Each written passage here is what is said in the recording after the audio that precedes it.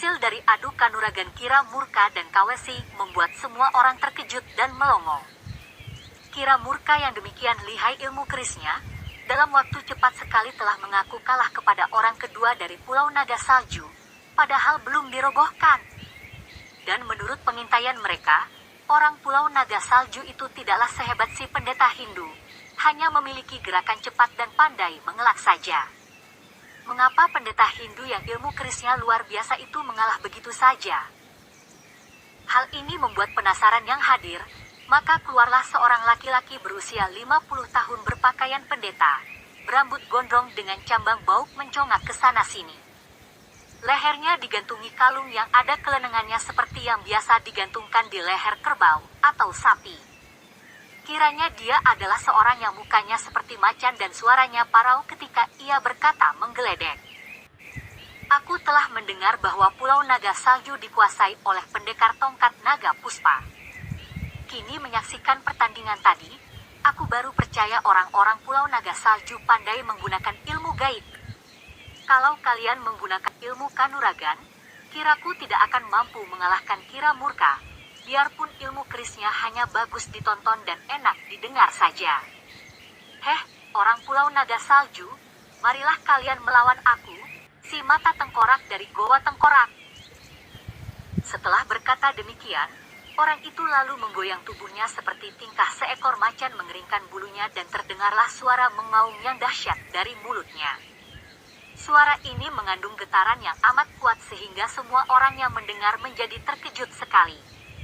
Untung bahwa yang kini tinggal di situ hanya orang-orang yang berilmu tinggi sehingga mereka cepat mengerahkan tenaga mereka untuk melawan pengaruh getaran suara itu, karena kalau orang tidak memiliki tenaga dalam kuat, mendengar suara getaran ini pasti akan roboh.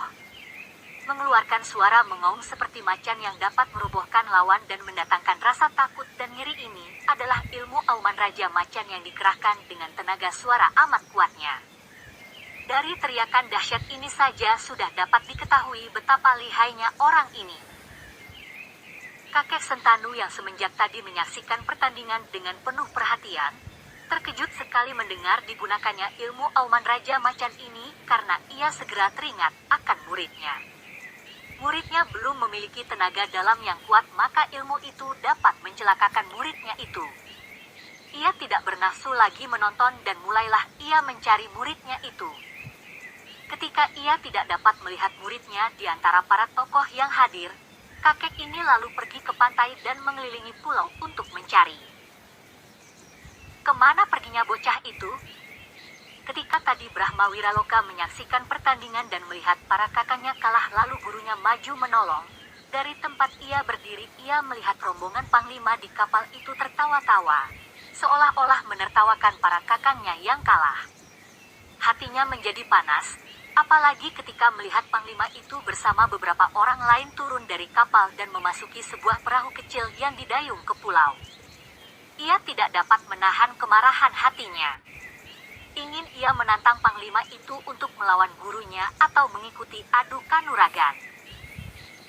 Dianggapnya amat tak tahu malu orang-orang kerajaan itu yang hanya menonton dan memblokir tempat itu seperti seekor serigala yang membiarkan anjing-anjing berebut tulang. Biarpun masih kecil, dari cerita kakek Sentanu, Brahma Wiraloka dapat menduga bahwa kehadiran pasukan kerajaan itu pasti mengandung maksud tidak baik terhadap para tokoh. Ingin ia melihat jago-jago kerajaan itu turun gelanggang mengadu kepandaian dengan orang gagah. Maka ia lalu menuruni tebing, lupa akan gurunya, kemudian berlari menuju ke arah pantai untuk memapaki panglima kerajaan dan pembantu-pembantunya. Yang berada di perahu kecil itu adalah pendekar akhirat Sungkara sendiri, panglima bersama 5 orang pembantunya, yaitu Biksu Mahatra Sugara, Biksu Mahayana Pamani, dan 3 orang jenderal pasukan pengawal. Perahu didayung oleh Gagak Bajil, panglima tinggi besar yang bertenaga kuat itu sehingga sebentar saja perahu telah mendarat. Setelah menyaksikan sepak terjang 2 orang utusan Pulau Naga Salju, pendekar akhirat menjadi tertarik sekali dan sudah gatal-gatal tangan untuk mendekati dan kalau perlu ikut main-main dengan para orang gagah. Demikian pula dengan kedua orang biksu dari Campa, ingin sekali mencoba kepandaian orang-orang sakti itu. Akan tetapi, baru saja mereka mendarat, seorang anak laki-laki telah menghadang mereka sambil bertolak pinggang dan memandang dengan mata melotot. Bocah ini bukan lain adalah Brahma Wiraloka. 6 orang itu heran melihat ada seorang anak kecil berada di tempat seperti itu. Sungguh tidak pernah mereka sangka. Tempat itu pada saat ini pantasnya hanya dikunjungi oleh orang-orang sakti yang berilmu tinggi, bukan tempat bermain anak kecil. Dan anak ini sengaja menghadang, berdiri menantang dan memandang dengan mata melotot marah. Bocah kurang ajar. Mau apa kau kesini? Hayo pergi. Gagak Bajil membentak. Akan tetapi Brahma Wiraloka tidak bergerak dari tempatnya, bahkan berkata nyaring. Siapa yang kurang ajar? Aku di sini tidak melakukan apa-apa, sebaliknya kalian yang sungguh tidak patut hanya menonton dan menertawakan orang. Kalau memang kalian ada kepandaian, mengapa tidak ikut adu kanuragan saja ke sana? Ataukah beraninya hanya menertawakan yang kalah? Sejenak 6 orang itu terbelalak mendengar ucapan seperti itu keluar dari mulut seorang bocah yang usianya kurang lebih 10 tahun. Gagak Bajil menjadi marah sekali. Bocah setan, bentaknya dan tangannya bergerak menangkap pundak Brahma Wiraloka dengan maksud untuk dilemparkan agar jangan menghadang dan mengganggu. Wus, tangannya luput. Hal ini makin mengherankan mereka, terutama sekali Gagak Bajil. Seorang bocah masih begitu kecil sudah dapat mengelak dari tangkapannya. Hal ini benar-benar mengejutkan, karena seorang dewasa sekalipun belum tentu dapat mengelak secepat itu. Ia menjadi penasaran dan menubruk ke depan, cepat sekali. Brahma Wiraloka mengerti bahwa untuk mengelak ia kalah cepat, maka ia menyambut tubrukan Panglima itu dengan pukulan tangannya ke arah perut Gagak Bajil. Aih! Gagak Bajil kaget, akan tetapi ia berhasil menangkap tangan kecil yang memukul. Kemudian tubuh Brahma Wiraloka diangkat hendak dibanting. Senopati Bajil, jangan, tiba-tiba terdengar suara pendekar akhirat. Lemparkan dia kepadaku. Gagak Bajil menahan tangannya dan melontarkan bocah itu ke arah Panglima, dan melayanglah tubuh Brahma Wiraloka. Pendekar akhirat menyambut tubuhnya dengan mudah dan kakek botak tinggi kurus ini meraba-raba dan mengukur-ukur kepala Brahma Wiraloka dengan jari-jari tangannya, dikilani dengan ibu jari dan telunjuk, diukur dari depan ke belakang, dari kanan ke kiri dan dari bawah ke atas, kemudian dipijit-pijit bagian-bagian kepala Brahma Wiraloka. Wajahnya menjadi girang sekali dan setelah selesai mengukur-ukur kepala anak itu, pendekar akhirat lalu memeriksa mata Brahma Wiraloka dengan membuka kelopak matanya, kemudian menjepit rahang Brahma Wiraloka sehingga anak itu terpaksa membuka mulutnya, memeriksa dalam mulut. Kemudian menaruh tangan kanan di dada dan jari-jari tangan kirinya memegang nadi tangan Brahma Wiraloka. Ia mengangguk-angguk dan tersenyum lebar, wajahnya berseri. Kalian lihat, apa yang kutemukan ini? Tulangnya bersih, darahnya murni, dan kepalanya hebat. Rongga otaknya luas, daya tangkapnya kuat, semangatnya besar, jalan darahnya lancar, isi dadanya sempurna semua. Benar-benar seorang anak dewa yang sukar ditemukan keduanya. Wah, kalau dia sudah kuberi makan obat kuat secukupnya, dia akan dapat memenuhi syarat untuk aku melaksanakan ilmu peninggalan guruku, darah dewa. 3 orang panglima itu tidak mengerti apa artinya darah dewa. Akan tetapi Biksu Mahatra Sugara dan Biksu Mahayana Pamani menjadi pucat wajahnya. Biksu Mahayana Pamani memandang Brahma Wiraloka dengan sinar mata kasihan lalu menundukkan muka. Sedangkan Biksu Mahatra Sugara lalu berkata perlahan, Amitabha, semoga Sang Buddha menunjukkan jalan terang bagi Panglima. Hehehe. Kalian biksu, kalian orang-orang beragama hanya memikirkan tentang dosa saja. Bagi orang-orang seperti kami, dosa adalah soal kedua. Yang terpenting adalah memanfaatkan segala macam demi kepentingan dan kemajuan kita. Hahaha. Siapa namamu? Aku bernama Brahma Wiraloka. Lepaskan, aku mau pergi. Brahma Wiraloka meronta dari pegangan kakek itu. Anak ini pun tidak mengerti apa artinya darah dewa.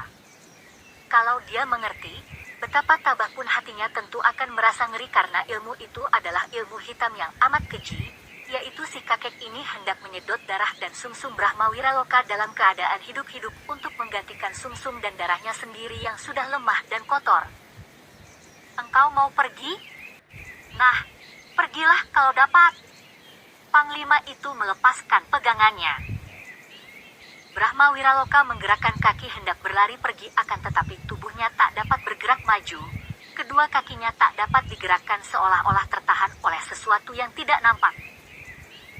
Hahaha, engkau tidak bisa pergi, karena semenjak saat ini engkau harus selalu ikut bersamaku. Tidak boleh berpisah sedikit pun. Tidur pun harus di sampingku. Hayo, ikut dengan kami menonton adu kanuragan, hehehe. Tubuh Brahma Wiraloka didorong dan kedua kakinya dapat dipakai berjalan mengikuti rombongan itu. Akan tetapi setiap kali dia hendak melarikan diri, mendadak kedua kakinya tidak dapat digerakkan. Dia mulai merasa ngeri. Tentu kakek aneh ini menggunakan ilmu iblis, pikirnya. Brahma Wiraloka. Guru. Brahma Wiraloka berteriak girang sekali ketika ia melihat munculnya kakek Sentanu di depan. Rombongan panglima itu pun berhenti ketika mendengar Brahma Wiraloka menyebut kakek itu sebagai gurunya. Brahma Wiraloka, kesinilah engkau. Kakek Sentanu berkata kepada muridnya, hatinya gelisah melihat muridnya itu bersama rombongan panglima. Murid-murid tidak bisa, guru, kata Brahma Wiraloka sambil berusaha menggerakkan kedua kakinya.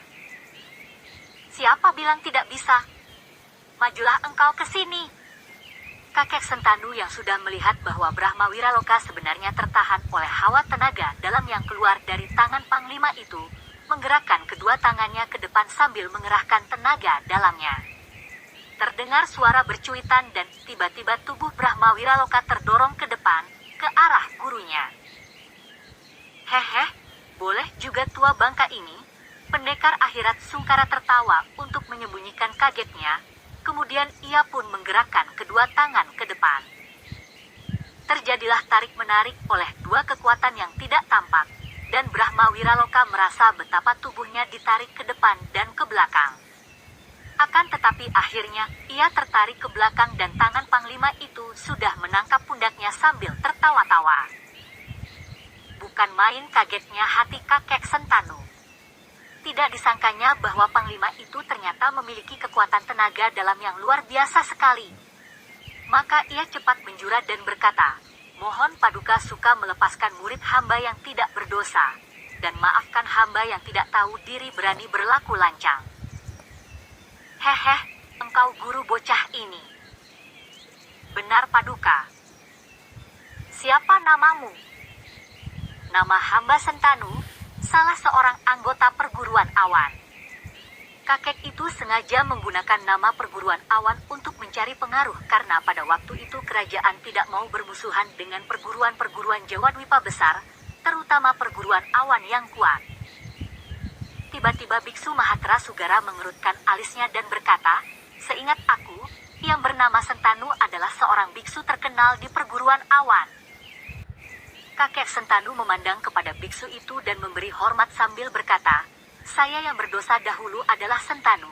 Akan tetapi sudah bertahun-tahun ini saya mengundurkan diri dan menjadi orang biasa, Sentanu pelayan kuil perguruan awan.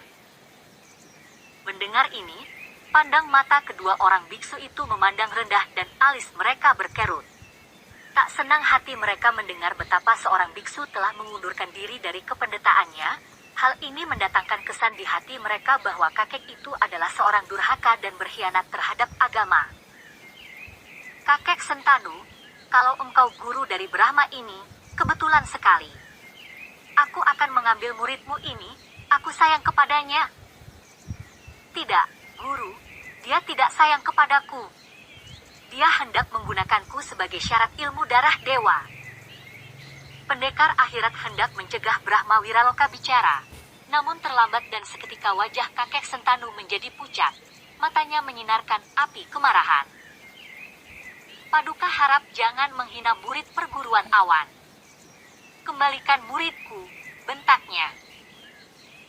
Pendekar akhirat pun berganti sikap, memandang marah. Apa? Engkau pelayan kuil berani menentang aku?